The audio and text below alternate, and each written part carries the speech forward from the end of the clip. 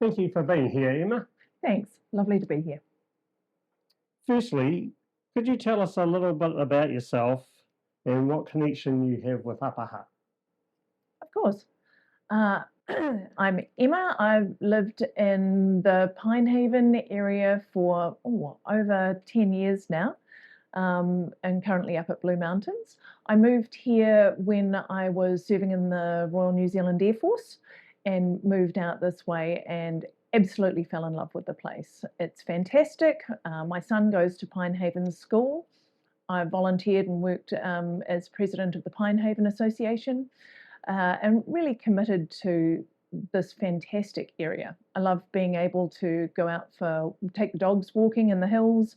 I just think we have the most amazing natural area here. I've even heard kiwi up at my place in Blue Mountains. It's just fabulous. Fantastic. Thank you. Now for a question on many ratepayers' minds. Are you for or against rates caps and why? Thanks. Yes, I know rates have been a big issue, especially this last long-term plan when we've had to put the rates up quite considerably. I think that we need to keep the flexibility to be able to set the rates as we need to. Whilst the government may end up making the decision for us in terms of rate capping, I think the council needs to be able to decide what's best for the residents and ratepayers of Upper Hutt, whilst taking obviously all the views into consideration. What we have done this last term is to start to fund depreciation with rates, and we haven't done that before. We've always debt funded depreciation, so we've always had to borrow money. But it's like putting money on a credit card all the time. We've had to borrow and borrow and borrow and borrow, and after a while that's not sustainable anymore. We have had to shift now into more a savings mode rather than a debt mode. And that has meant that we have had to put the rates up in order to be able to balance our budget.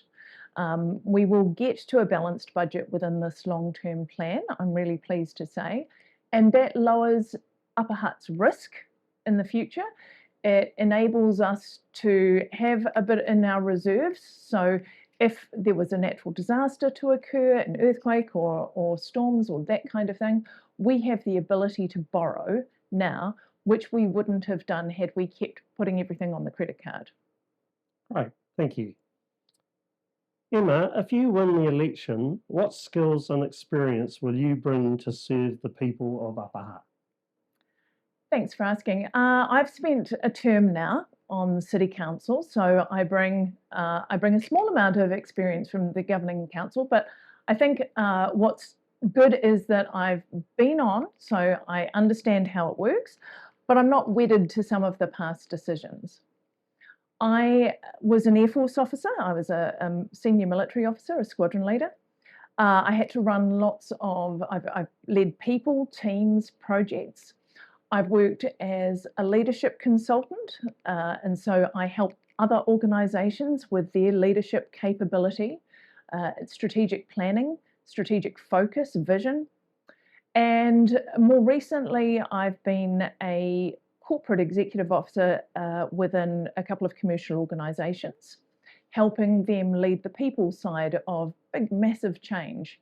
The closure of the Flybuys program, that and the company that was there, I was the Chief People Officer for Loyalty New Zealand.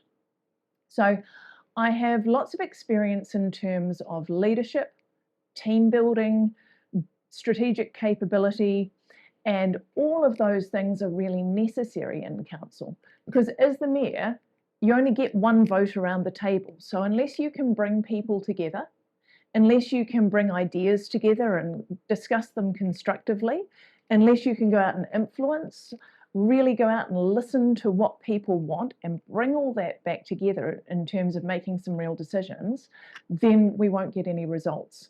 And I think that that's the thing that I really bring to this position of mayor. Thank you very much for your time, Emma. Thanks, Martin. It's been lovely to be here.